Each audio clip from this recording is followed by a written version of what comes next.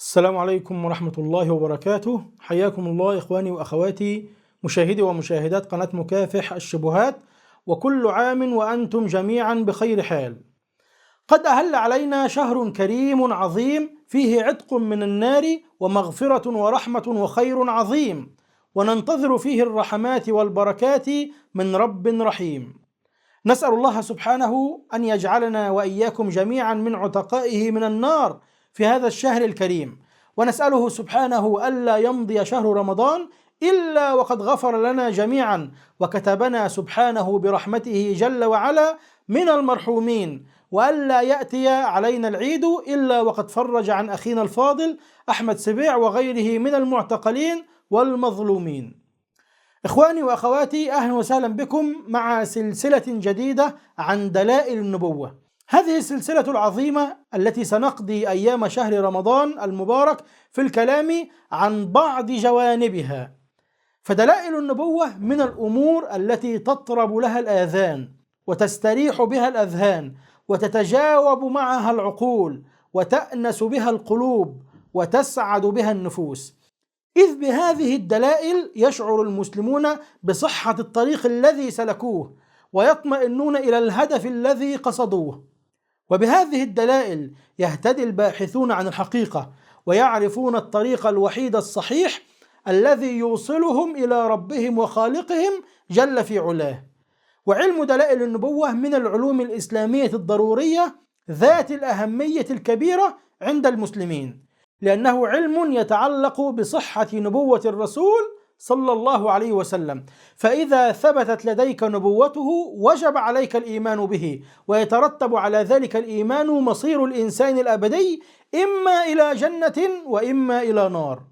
ومن رحمة الله عز وجل بالناس أنه جعل دلائل نبوة رسوله وحبيبه محمد عليه الصلاة والسلام ممتدة ومستمرة، لا تنقضي بانقضاء زمانه صلى الله عليه وسلم ولا تنتهي أبدا بمرور الأيام. فليست معجزاته الباهرة ودلائل نبوته الظاهرة قاصرة فقط على زمانه عليه الصلاة والسلام كما رآها الذين عاينوه وعاصروه، بل امتدت دلائل نبوته عليه الصلاة والسلام جيلا بعد جيل وزمانا بعد زمان، حتى رأينا بأعيننا في زماننا هذا الكثير منها. ولأن هذا العلم من العلوم الخطيرة صنف كثير من أهل العلم فيه المصنفات وألفوا فيه المؤلفات. ومن المعلوم أن أنبياء الله عز وجل عليهم السلام جاءوا بالكثير والكثير والكثير من المعجزات سواء الحسية أو المعنوية، وتسمى هذه المعجزات بدلائل النبوة، وقد أشار إليها القرآن الكريم على أنها آية وبينة وبرهان، وما كان لرسول أن يأتي بآية إلا بإذن الله، فإذا جاء أمر الله قضي بالحق وخسر هنالك المبطلون.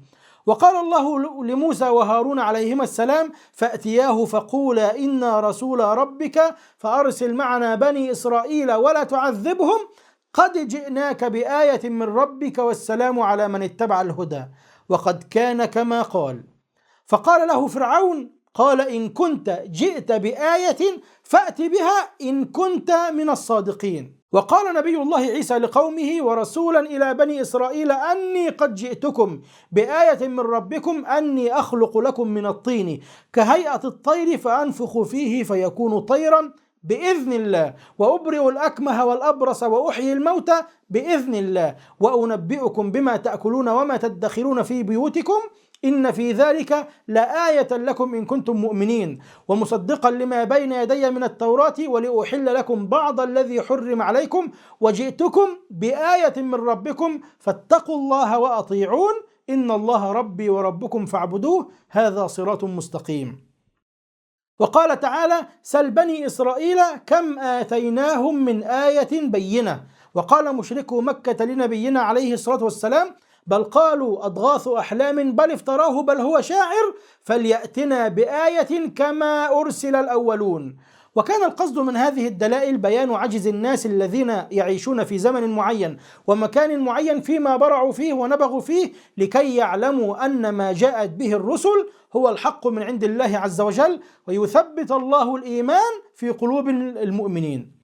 والمعجزات تكون بما يتلائم ويتواءم ويتناغم مع ما وصل إليه الناس من المستوى الفكري والحضاري، لتكون الحجة أقوى وأبهر، ولا يماري فيها إلا من هو في ضلال مبين.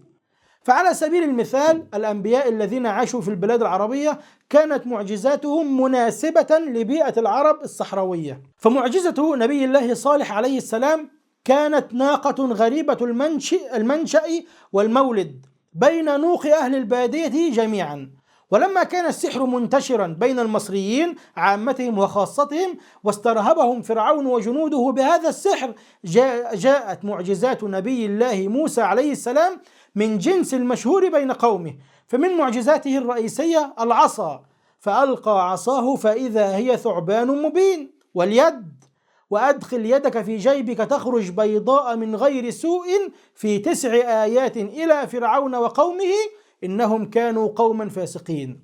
وهكذا كل نبي من الأنبياء تأتي معجزاته مناسبة بما يقنع عقول قومه ويناسب أفكارهم. وقبل أن يبعث سيد المرسلين وخاتم النبيين ورحمة الله للعالمين نبينا محمد عليه الصلاة والسلام، بلغت الفصاحة والبلاغة وفنون القول والكلام عند العرب شأوا عجيبا ومبلغا عظيما، وأخذت الكلمة في نفوس العرب من التقديس والتعظيم والتبجيل مكانا لم يبلغه شيء آخر عندهم، مما حدا بالعرب أن يعلقوا هذه المعلقات السبع في جوف الكعبة، والكعبة هي أعظم مكان مقدس عندهم.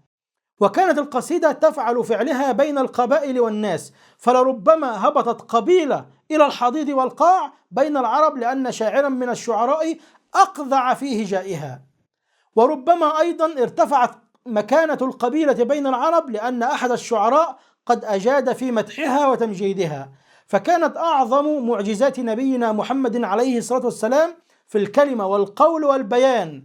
وبجانب معجزة القرآن الكريم كانت هناك معجزات أخرى كثيرة رآها كثير ممن عاصروه، كشفاء المرضى ونبع الماء بين يديه صلى الله عليه وسلم، وتحقق أيضا بعض ما أخبر به النبي صلى الله عليه وسلم في حياته، وتحقق بعضه في زمن التابعين، وتحقق بعضه بعد ذلك، ومنها ما يتحقق اليوم ونراه بأعيننا واضحا كالشمس في ضحاها والقمر إذا تلاها.